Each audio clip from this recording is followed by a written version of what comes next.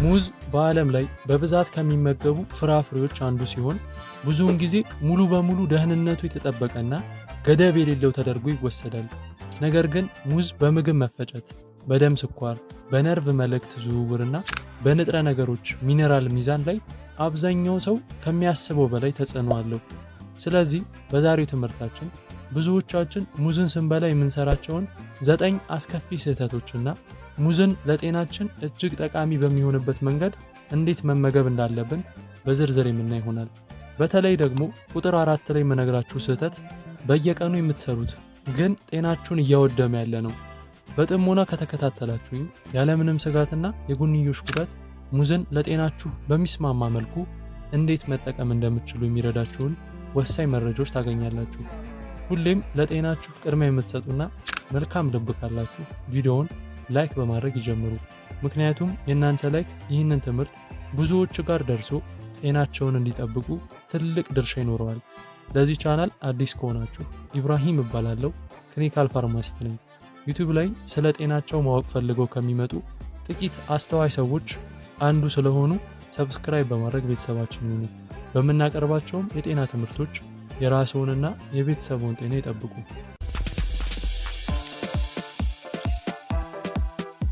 ሙዝ ብዙውን ጊዜ ለህፃናት፣ ለህመምተኞች እንዲሁም ከበሽታ ለሚያገግሙ ሰዎች ከሚሰጡ የመጀመሪያ ምግቦች ውስጥ አንዱ ነው።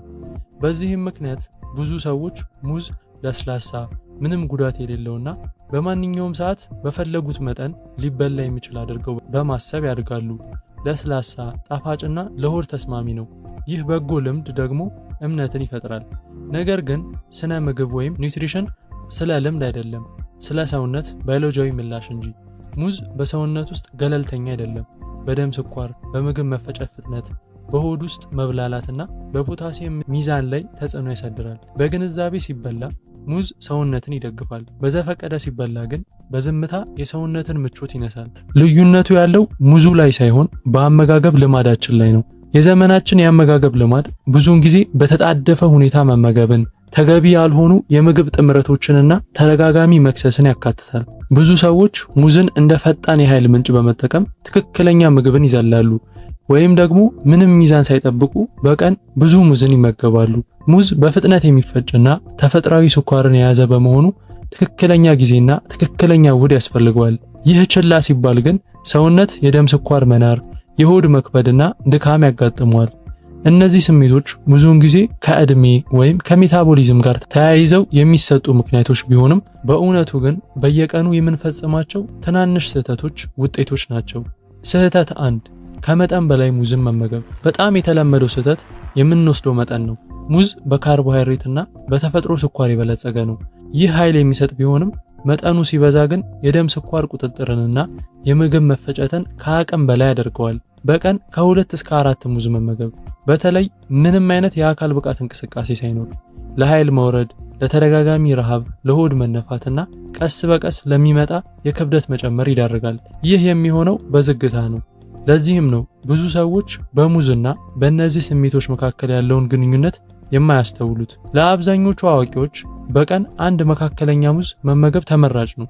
ንቁ የአካል እንቅስቃሴ የሚያደርጉ ሰዎች እስከ 2 ሊወስዱ ይችላሉ። ነገር ግን በየቀኑ ከዚህ በላይ መመገብ ተጨማሪ ጥቅም የለውም። ስህተት 2፣ ሙዝን በባዶ ሆድ መመገብ። ብዙ ሰዎች ሙዝ ለሆድ ቀላል መስሏቸው በማለዳ በባዶ ሆድ ይመገባሉ። እንደ እውነቱ ከሆነ ግን ሙዝ ብቻውን በባዶ ሆድ ሲበላ የደም ስኳርን በፍጥነት እንዲጨምርና ከዚያም ድንገት እንዲቀንስ ያደርገዋል። በተጨማሪም ማግኒዥየም እንዲሁም ፖታሲየም ስላለው ስሜታዊ ጨጓራ ባላቸው ሰዎች ላይ የአሲድ ሚዛንን ለጊዜው ሊያዛባ ይችላል። ይህም ከተመገቡ ጥቂት ቆይታ በኋላ ለድካም፣ ለራስ ማዞር፣ ለጨጓራ ቃጠሎ ወይም ለረሃብ ስሜት ይዳርጋል። የተሻለው አማራጭ ታዲያ የስኳር መጠኑ ወደ ደም የሚገባበትን ፍጥነት ለመቀነስና የኃይል አቅርቦቱን ለማረጋጋት ሙዝን እንደ ለውዝ፣ እርጎ፣ እንቁላል ወይም የቅባት እህሎች ካሉ ፕሮቲን ወይም ስብ ካላቸው ምግቦች ጋር አዋህደው ይመገቡ። ስህተት 3፣ ሙዝን ማታ ዘግይቶ መመገብ። ሙዝ በፍጥነት የሚፈጭ ቢሆንም አሁንም የኢንሱሊን ሆርሞን እንዲመነጭ ያደርጋል። ማታ ላይ ሙዝ መመገብ የእንቅልፍ ጥራትን ሊያዛባ ይችላል፣ በተለይም የደም ስኳር ስሜታዊነት ባላቸው ሰዎች ላይ። እንዲሁም በእንቅልፍ ሰዓት የምግብ መፈጨት ስለሚቀዘቅዝ ማታ የሚበላ ሙዝ ለጋዝ ወይም ለሆድ መክበድ ሊዳርግ ይችላል። ተመራጩ ሰዓት የሚባለው ታዲያ ጠዋት ወይም ቀኑ አጋማሽ ላይ መመገብ በጣም ተመራጭ ነው። ለመተኛ ሲዘጋጁ ሙዝን ከመመገብ ይቆጠቡ። ስህተት 4 ሙዝን ከተሳሳቱ ምግቦች ጋር ማቀላቀል። በጣም ችላ ከሚባሉ ስህተቶች አንዱ ተገቢ ያልሆነ የምግብ ጥምረት ነው። ሙዝ በሆድ ውስጥ በፍጥነት የመብላላት ባህሪ አለው። ለመፈጨት ከሚከብዱ ፕሮቲኖች፣ ከተጠበሱ ምግቦች ወይም ከተቀነባበሩ ስኳሮች ጋር ሲቀላቀል የመብላላቱ ሂደት ይጨምራል። ይህም ለሆድ መነፋት፣ ለጋዝ እንዲሁም ለሆድ ምቾት ማጣት ይዳርጋል። የተሻለው ጥምረት ታዲያ ሙዝን ይበልጥ የሚስማማው ከለውዝ፣ ከቅባት እህሎች፣ ከእርጎ፣ ከአጃ ወይም ከኦቾሎኒ ቅቤ ጋር ነው። ከከባድ ምግቦች ወይም ከጣፋጭ ማጣጣሚዎች ወይም ዲዘርት ጋር ማቀላቀልን ያስወግዱ። ስህተት 5 ከመጠን በላይ የበሰለ ወይም ያልበሰለ ሙዝን ያለአግባብ መመገብ። በጣም የበሰሉ ሙዞች ከፍተኛ ስኳር ስላላቸው ቶሎ ስለሚፈጩ የደም ግሉኮስን በፍጥነት ይጨምራሉ። በሌላ በኩል ያልበሰሉ አረንጓዴ ሙዞች ለመፈጨት ስለሚከብዱ ለሆድ መነፋትና ለቁርጠት ሊዳረጉ ይችላሉ። ስለዚህ ትክክለኛው ምርጫ ለአብዛኛው ሰው ተስማሚ የሚሆነው ቢጫ ሆኖ ትንሽ ጥቁር ነጠብጣብ የጀመሩት በመጠኑ የበሰለ ሙዝ ነው። ስህተት 6 ሙዝን እንደ ዋና ምግብ መጠቀም። ሙዝ በቂ የሆነ ፕሮቲንና ስብ ስለሌለው ብቻውን የተሟላ ምግብ መሆን አይችልም። ሙዝን ብቻ ለቁርስ ወይም ለምሳ መጠቀም ቆይቶ ለሚመጣ ረሃብ፣ ድካምና ከመጠን በላይ ለመመገብ ይዳርጋል። ትክክለኛው አጠቃቀም ሙዝን የምግብ አንድ አካል አድርገው ይጠቀሙት እንጂ እንደ ዋና ምግብ አይወሰዱት።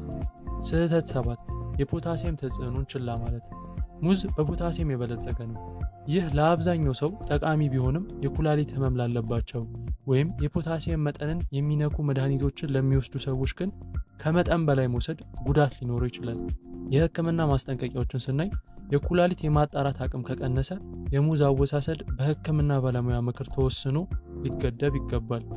ስህተት 8 ሙዝን ያለ ውሃ መመገብ።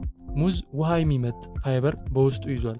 በቂ ፈሳሽ በሌለበት ሁኔታ ሙዝን መመገብ የምግብ መፈጨትን በማዘግየት ለሆድ ድርቀት መፍትሄ ከመሆን ይልቅ መንስኤ ሊሆን ይችላል። ቀላሉ መፍትሄ ታዲያ ሙዝን በሚመገቡበት ጊዜ ቀኑን ሙሉ በቂ ውሃ ይጠጡ። ሙዝን በስህተት እየተመገቡ እንደሆነ የሚያሳዩ ምልክቶችን እንይ። ተደጋጋሚ የሆነ የሆድ መነፋት፣ ጋዝ፣ ከተመገቡ በኋላ ድካም መሰማት፣ ለጣፋጭ ምግብ መጓጓት፣ ራስ ምታት፣ የሆድ ድርቀት ወይም ያልታወቀ የክብደት መጨመር ካጋጠሙት የሙዝ አወሳሰዶ ልምዶን ማስተካከል እንደሚያስፈልጎት ጠቋሚ ምልክቶች ናቸው።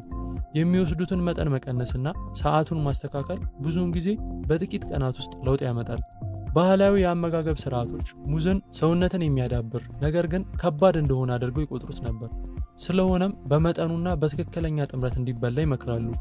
ዘመናዊ የሥነ ምግብ ሳይንስም ይህንን ያረጋግጣል። ሙዝ ለጤና ይበልጥ ጠቃሚ የሚሆነው መጠኑ ተወስኖ ከፕሮቲን ወይም ከስብ ጋር ሲወሰድ ነው። የጥንት ጥበብና ዘመናዊ ማስረጃ በአንድ ነገር ይስማማሉ። እሱም ከምግቡ አይነት ይልቅ ሚዛኑን መጠበቅ ይበልጥ ወሳኝ ነው። ሙዝ ጤናማ ያልሆነ ምግብ አይደለም። ኃይለኛና ፈጣን ጥቅም የሚሰጥ ክብር የሚሻ ምግብ ነው። በትክክለኛው መጠን፣ በትክክለኛው ሰዓትና በትክክለኛው መንገድ ሲበላ የምግብ መፈጨትን፣ የኃይልንና የነርቭ ጤንነትን ይደግፋል። በዘፈቀደ ሲበላ ግን በዝምታ የሰውነት ሚዛንን ያናጋል። ጤና ማለት ጥሩ ምግቦችን መራቅ ሳይሆን እንዴት በጥበብ መጠቀም እንዳለብን መረዳት ነው። ሙዝን ከሰውነቱ ጋር እንዲሰራ ያድርጉት እንጂ እንዲቃረኑት አይፍቀዱ።